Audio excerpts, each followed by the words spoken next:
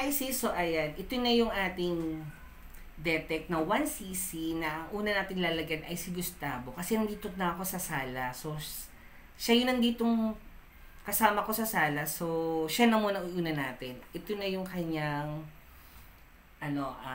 detect. So, dito tayo sa may kanyang bato.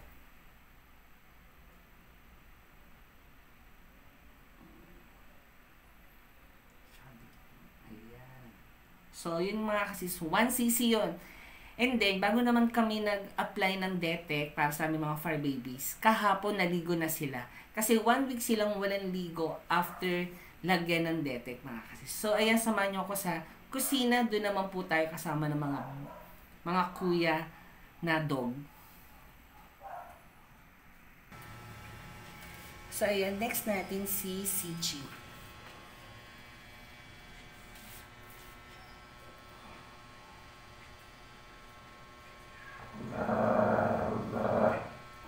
So, ganyan talaga sila, nag-aaway. Kailangan siya lang talaga yung mahahawakan mo. So, susunod natin si Bruno. So, ang next natin ay si Bruno. Kaya lang, hindi yata siya makukunin ng video kasi nagagalit yung isang dog na si Cici. So, apply ko lang to sa kanya. Balikan ko kayo mamaya. So, ayan mga kalis. Tapos na si Bruno. Na-apply ko na yung 2cc sa kanya. Then, doon tayo sa third floor para sa mga cats naman namin. So, ayun mga kasi hindi na tayo ngayon sa third floor. Ang susunod natin ay si Daddy Taki.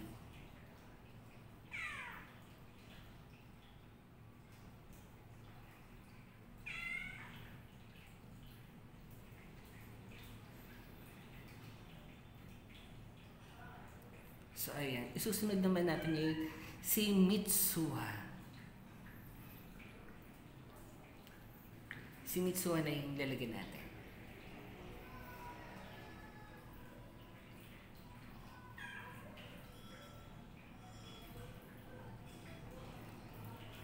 So, ayan. Tapos na. Isusunod naman natin si Erin at Mikasa. Ito naman yung model cat na si Mikasa. Ayos na, ayos na. Sandali lang tayo. Sandali lang. Tama yung camera.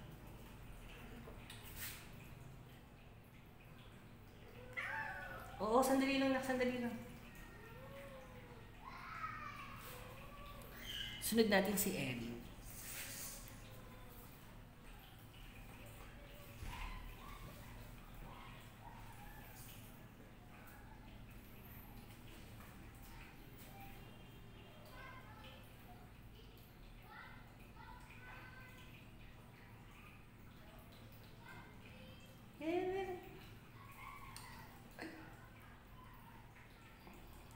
Ayan, sobrang lilikot kasi nila.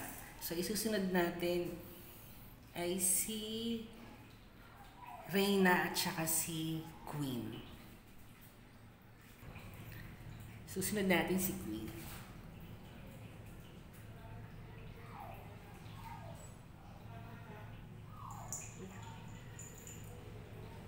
Okay na. Sunod natin si Reyna.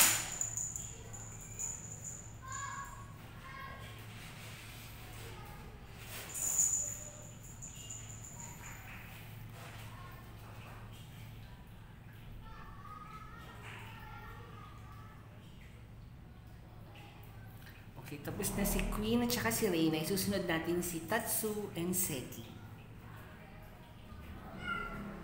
So, next natin si Tatsu.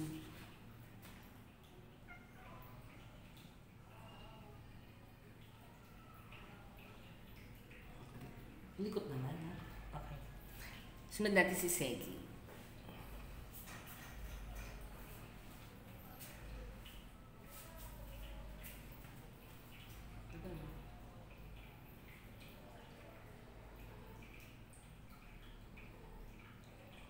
Then, ang last natin ay si Amara.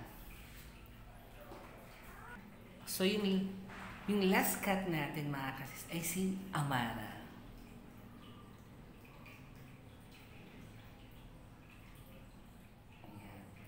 So ayan mga kasis, natapos na natin lahat ng mga cats namin. So medyo madilim dito kasi isa lang ilong na buksan. Si Taki, si Mitsu, si Erin, si Mikasa, si Queen, si Reina, si Tatsu, si Seki, at si Amara. So balikan ko kayo mamaya, bababa lang ako.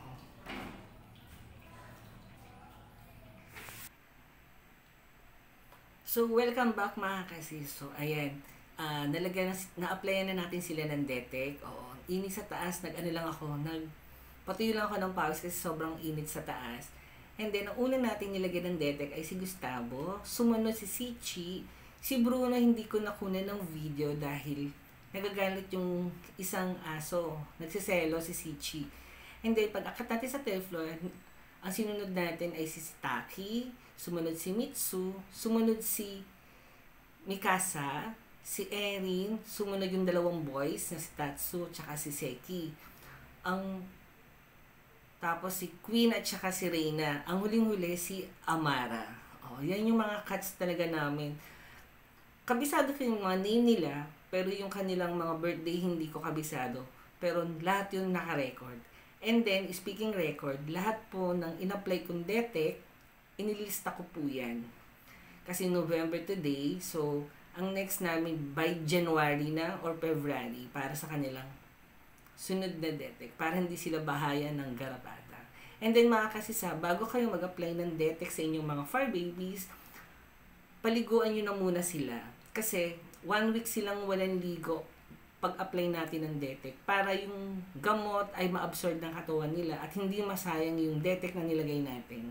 So, yun lang mga kasis. Maraming salamat at sinamahan nyo ako sa ating video na naglagay tayo ng DETEC sa aking mga fur babies. So, yun lang mga kasis. Maraming salamat po. So, don't forget to like and subscribe.